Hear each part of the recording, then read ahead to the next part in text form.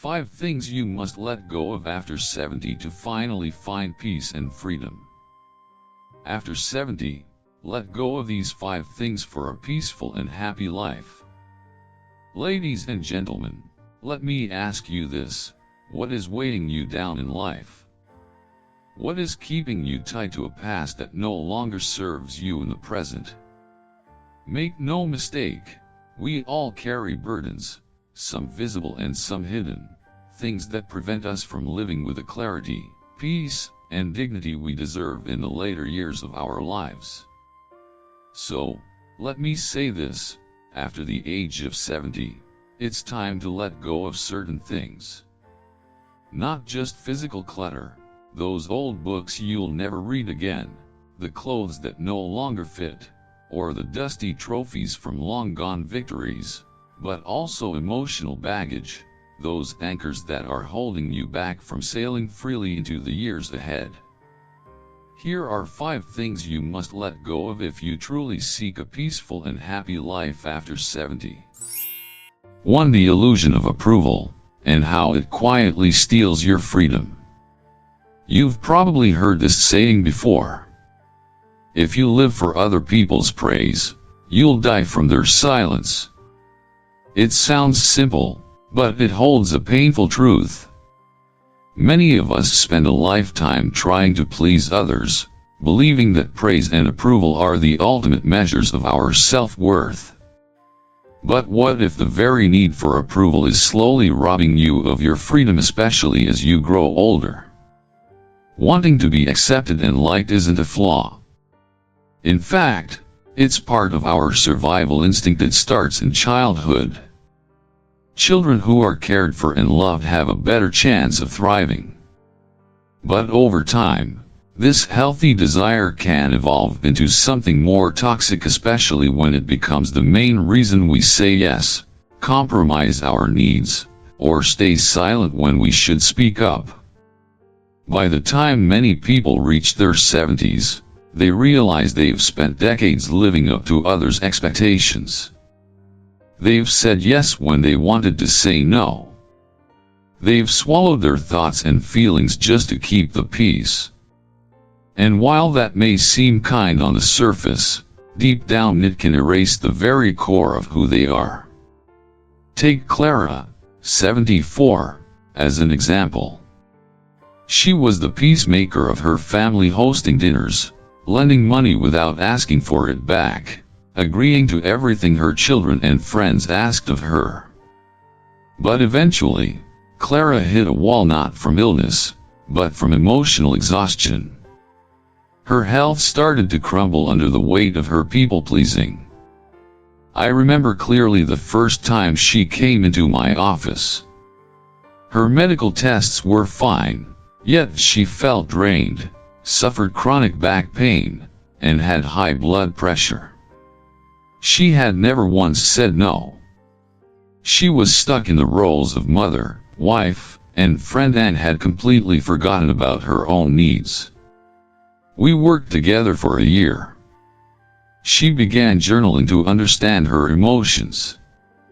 She practiced saying no without offering a long explanation. It was uncomfortable at first. She cried, she grieved, but she also laughed again. She started to feel alive. Within 6 months, Clara's blood pressure stabilized, her back pain eased significantly, and most importantly, she began reclaiming herself before the approval of others completely took over her life. Wanting to be accepted is normal. But when it turns into an obsession, the price becomes steep. A 2021 study from Harvard Medical School found that people who frequently suppress their emotions are more likely to experience 30% higher blood pressure, elevated cortisol, the stress hormone, increasing the risk of heart disease and stroke, weakened immune systems, leading to higher infection rates. In other words, constantly chasing approval doesn't just affect your mind, it takes a toll on your body, too. When you spend your life trying to be what others want, you slowly lose your true self. And that creates a downward spiral that damages both your physical and emotional well-being. The first step toward freedom is learning to say no. It's not easy, especially for those who've spent a lifetime putting others first. But saying no doesn't mean you're cold or selfish. It means you're learning to honor yourself. A recent study from Stanford University showed that learning to set boundaries and say no helps lower stress and improve quality of life, especially in older adults. Saying no to unreasonable requests gives you the space to recharge, both mentally and physically. A few simple practices. Practice saying no without feeling the need to explain. Start small, decline an unnecessary invitation, and notice how it feels. Keep a daily journal of emotions you're holding back. Writing them out helps you understand and release them, little by little. Try a short daily meditation with this mantra. I release the need to be liked. I choose to live in alignment with who I truly am. Remember, you're not just a character in someone else's play. You are the author of your own life story. And at 70 or beyond, living for yourself isn't selfish. It's essential for your health, your joy, and your freedom. To regret isn't a memory problem, it's a chronic condition. There's a well-known saying in medicine. Regret is not a mirror, it's a heavy coat. You wear it with every step, every breath. We tend to think of regret as something fleeting, a passing thought, a sigh, a quiet what if. But the truth is, regret can go far deeper. It can affect your health mentally, emotionally, and physically. Have you ever considered that regret may not just be a feeling, but a chronic condition? Let's take a closer look at why regret can quietly become a kind of illness and how you can begin to heal from it before it damages your well-being. Regret happens when we compare what did happen with what could have happened. It's a natural, analytical process. But when we can't forgive ourselves and when we replay the same thoughts over and over, it becomes something more. It becomes a slow-moving force that eats away at the body as well as the mind. In medical science, regret is known to activate parts of the brain associated with pain, yes, physical pain. Studies show that regret stimulates the anterior cingulate cortex, a region of the brain involved in processing not just physical, but emotional pain. fMRI scans reveal that the brain can easily tell the difference between the pain of a past decision and the pain of a broken bone. So when you replay regrets, you're not just hurting psychologically, you may actually be altering your brain structure over time. James, a 77-year-old man I once treated, is a powerful example. He was quiet, kind, and gentle. But he carried a heavy emotional weight. At age 38, James made a decision in a moment of anger that severed his relationship with his younger brother. He never apologized. 3 years later, his brother passed away unexpectedly at 41. And James has never forgiven himself. For over 30 years, he couldn't sleep through the night. He kept a photo of his brother by his bed not to remember him, but to punish himself. One day, I asked him, "If your brother could see you now, punishing yourself like this, do you think he would say, 'Good, you deserve this,' or would he say, 'Enough, it's time to live'?" James broke down in tears. And from that moment, something shifted. He started writing letters not just to his brother, but to himself. Letters about pain, guilt, and love that had never been spoken. And he kept writing, every week. At 78, for the first time in decades, James was able to sleep through the night free from the weight of regret. Regret is more than just a negative emotion. When left unresolved, it becomes a chronic condition that drains your energy and damages your health. According to Harvard Health, people who carry deep, unresolved regret often show elevated cortisol levels, the stress hormone, which raise the risk of heart problems. Disrupted sleep, weakening the body's ability to recover. Suppressed immune function, making the body more prone to illness and slower to heal. And beyond that, regret is linked to higher rates of depression, anxiety, and even serious heart events like strokes or heart attacks. The only true remedy for regret is release. This doesn't mean forgetting the past. It means accepting that the past can't be changed and that your mistakes are part of your story, not your identity. Try these small but powerful practices. Write a letter to yourself. Reflect on past mistakes, but write from a place of forgiveness and understanding, not shame. Create a lessons journal. Turn your regrets into wisdom. Record what you learned, and how you can live differently now. Practice forgiveness meditation. Programs like Stanford's Forgiveness Project offer guided practices to help you let go of guilt and regret over time. A few reminders. Regret isn't caring for the past, it's carrying it. True care means learning from it and using those lessons to shape a better future. Practice forgiveness not just for others, but for yourself. You are worthy of that grace. Hand pointing right, are you still carrying regret for a past decision? Is that regret helping you grow, or is it a heavy coat that's making it harder to breathe each day? You have the power to take it off. Not all at once, but maybe, just maybe, starting today. 3 toxic relationships, the slowest form of emotional erosion. Have you ever wondered why certain relationships leave you feeling drained, exhausted, or even hurt, even if they've lasted a lifetime? You might have heard the saying, some relationships die quietly. Others rot while still alive. It's a painful truth. As we grow older, we tend to tolerate toxic connections simply because they've been around for years out of guilt, obligation, or history.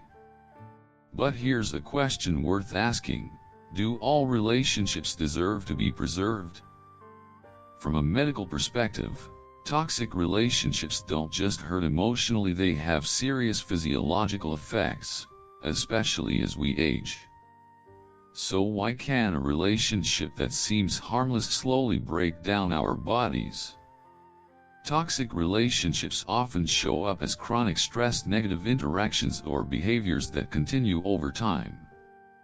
They are not always explosive or dramatic, which is why they are easy to overlook. But they wear you down in ways that matter.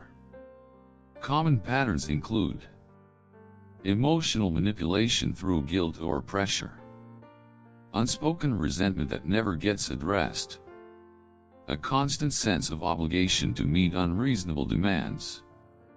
Over time, your body responds by increasing cortisol, the stress hormone. This disrupts digestion, weakens the immune system, and chips away at your long-term health. But why don't we walk away? Because underneath it all is fear, the fear of hurting others, the fear of appearing selfish, the fear of breaking family loyalty. We stay because of guilt. We stay because it's always been this way. But those reasons can become walls we hide behind, instead of facing the reality. Toxic relationships don't heal over time. They only harm you more. Martha, age 81, is a perfect example. gentle, wise, and loved by her community, yet emotionally exhausted on the inside. Her daughter had become increasingly manipulative, using guilt to get her way, convincing Martha to skip doctor's appointments, asking for help constantly, even borrowing from her retirement savings, all under the veil of keeping the peace. Martha wasn't just tired, she was worn down in spirit. One day she asked me, "Am I wrong to want peace, even if it means loving my daughter from a distance?" I told her, peace isn't a luxury. It's a medical necessity. Over the course of a year, Martha made changes. She learned how to set boundaries. She limited her contact, prayed instead of feeling guilty, and rediscovered her love of gardening. She even took a bus tour to the Grand Canyon. With a smile, she said, "For the first time, I remembered what joy feels like without fear attached to it." If you believe toxic relationships don't affect your health, think again. According to Cleveland Clinic and Harvard's study of adult development, toxic relationships increase the risk of heart disease by up to 34%. Raise C-reactive protein, CRP, a marker of inflammation tied to heart disease and diabetes. Raise the risk of cognitive decline by 45% when chronic tension is present. They also throw off your autonomic nervous system, disrupting heart rate and digestion. Your immune system becomes compromised, increasing the risk of illness and slowing healing. The solution? Let go. Cutting ties with toxic people is not cold-hearted, it's self-respect. Start by re-evaluating the relationships in your life. Make a relationship checklist. Label each one as healthy, neutral, or toxic. Write a boundary letter. You don't have to send it. Just clarify what you need, what you won't accept anymore, and what you will do differently. Seek help from a licensed therapist, especially one who specializes in family dynamics. They can help you develop healthier communication and exit strategies. A few reminders. You don't have to keep a relationship just because it's old. If it no longer serves your well-being, it may be time to say goodbye. Peace isn't a luxury. It's a requirement for physical and emotional health. Hand pointing right, are you holding onto a relationship out of guilt or fear of hurting someone? If your closest friend were in the same situation, would you want them to keep suffering? Are you ready to protect your mental health and love yourself enough to set healthy boundaries? It's never too late to choose peace. And sometimes, peace begins with distance. For the fear of death, and how it steals the life you still have. You may have heard this quote from Haruki Murakami. Death is not the opposite of life, but a part of it. At first glance, it sounds poetic.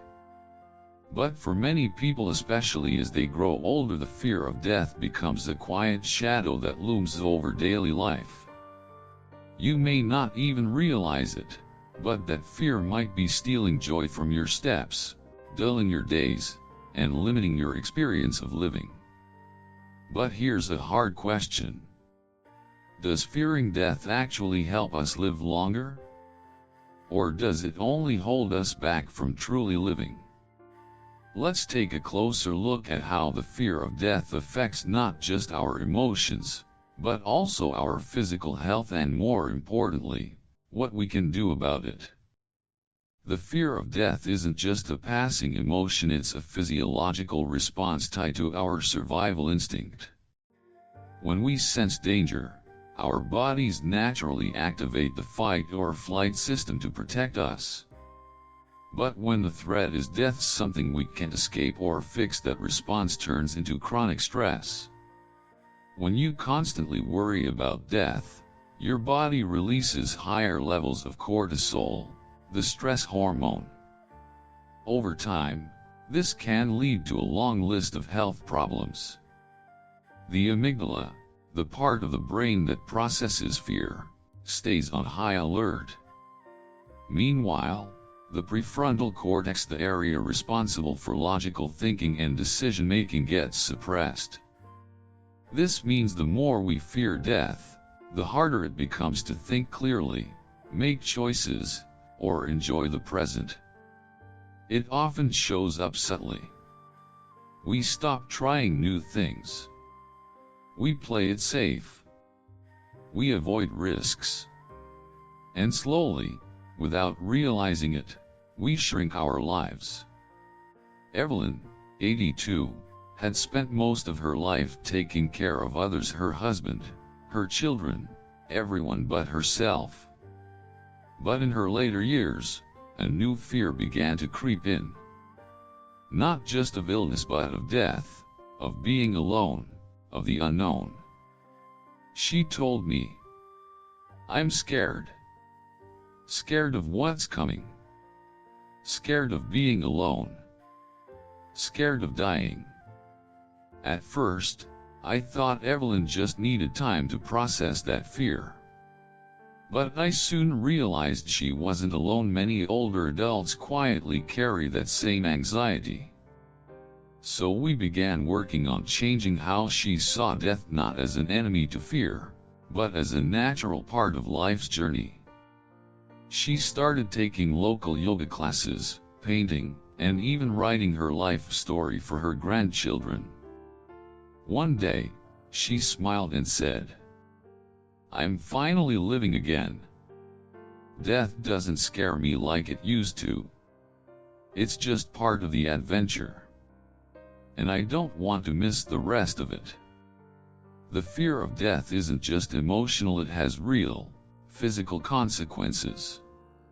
Studies from Harvard Health and UCLA show that people who live in chronic fear of dying often experience elevated cortisol, increasing the risk of heart disease, weakened immune systems, making the body more vulnerable to illness and slower to heal, sleep disturbances, which reduce energy and overall quality of life, higher rates of depression and anxiety, leading to shorter lifespans.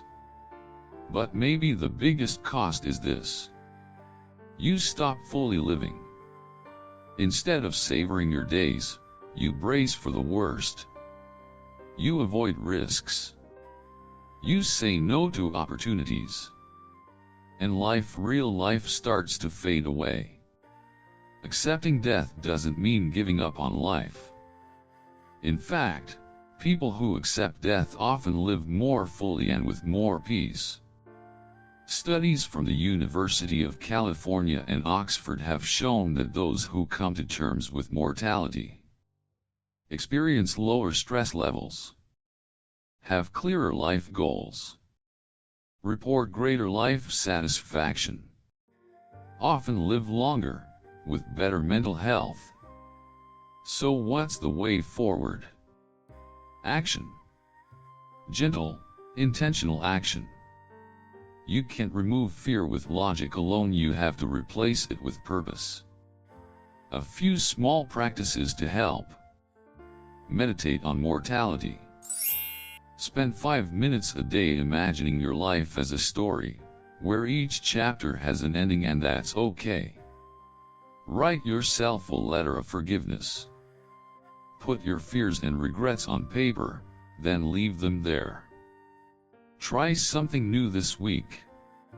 Take a different route on your walk, sign up for a class. Say yes to something that scares you a little. Hand pointing right, are you letting the fear of death keep you from truly living? Hand pointing right, have you ever considered that death isn't the end but part of life itself? You don't have to be fearless.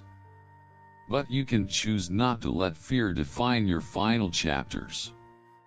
And when you do, you may find that the life ahead of you, however long it is, becomes more vivid, more meaningful, and more free. 5. The self-made prison of "it's too late to change." Once you hit your 70s, a familiar thought might begin to echo in your mind. It's too late to change. It's a quiet voice, but a powerful one, and it shows up more often than you'd think, especially later in life. After decades of living a certain way, with habits and beliefs etched deep into your daily routine, change can feel pointless or even impossible. But is that really the truth? Are the patterns we formed in youth strong enough to close the door on fresh opportunities? And does age actually define our ability to grow? Let's explore this together. The reluctance to change in your 70s and beyond doesn't come from one cause, it's a blend of many. One of the biggest culprits? Habit. Scientific studies show that the brain remains capable of change throughout life, thanks to something called neuroplasticity, the brain's ability to reorganize and form new connections. But as we age, this process slows down, and our long-held habits become deeply worn mental pathways that are harder to reroute. And so, we lean into what's familiar not because it's right, but because it feels safe. What begins as comfort can quietly turn into mental stagnation. Instead of greeting new experiences with curiosity, we start thinking, that part of life is behind me? No need for changes now. I've already lived my story. That's how we end up building a quiet prison of our own making, walls of routine and ceilings of fear. And inside, there's no space left for growth. Sandra, 72, was a retired schoolteacher. After losing her husband, she found herself lost, drifting, unsure of what came next. But buried deep inside her was a dream, one she had never dared pursue. She wanted to be a writer. When she first told me about it, I could see the fear in her eyes. She whispered, "But I'm too old to start something like that." I replied simply, "It's never too late to begin again. Every day you wait is a day you lose." Sandra took the first step. She enrolled in a beginner's writing course online. She gave herself just 30 minutes a day to write. 1 year later, she had completed her first memoir about her life as a teacher. At 74, she self-published her first book. By 76, she was already working on her second. Sandra said it best, "For the first time in decades, I feel like I'm alive again." When you tell yourself it's too late to change, you're putting limits on your own potential.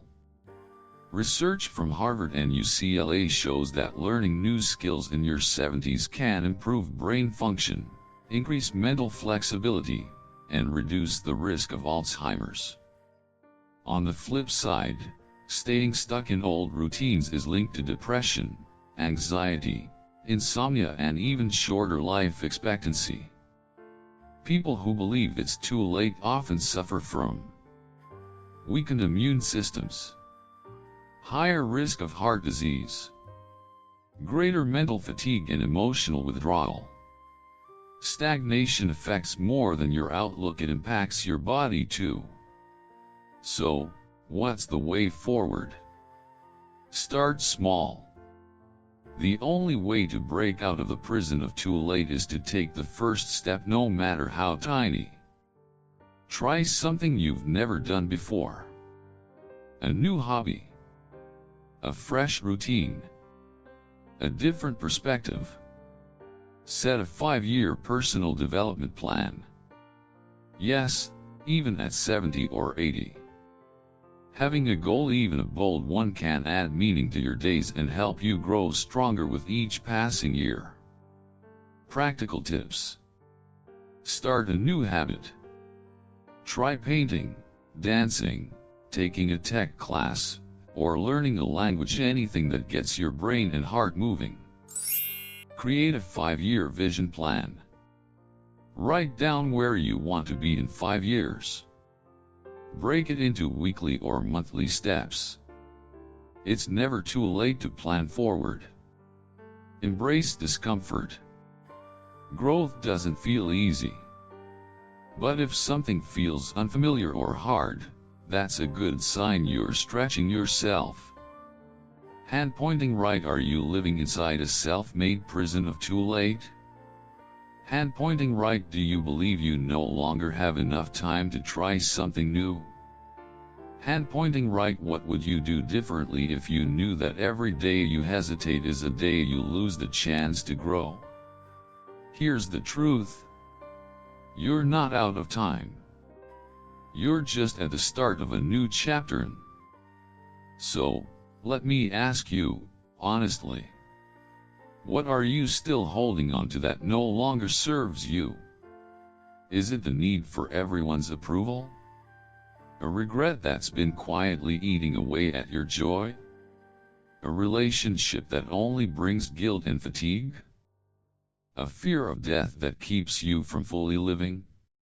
Or maybe, just maybe, it's the belief that your best years are already behind you. But here's the truth. You're not too late. You're right on time. And this next chapter, the one you get to write starting today, can be lighter, freer, and more joyful than anything that came before it. You don't need permission. You just need a decision. Hand pointing right. Here's a simple 3-step action plan you can start today. 1. Say no once this week, without guilt, without explanation. 2. Write down one regret, and then write the lesson it taught you. 3. Do something new, even if it's small. A new route on your walk. A new book. A new habit. Remember, growth doesn't have a deadline. Peace doesn't come from pleasing everyone. And joy isn't a reward for sacrifice. It's a birthright you don't have to earn. You are not too old. You are not behind. You are not done. You are just getting started. And maybe, just maybe, the best version of your life is the one you choose to live starting today.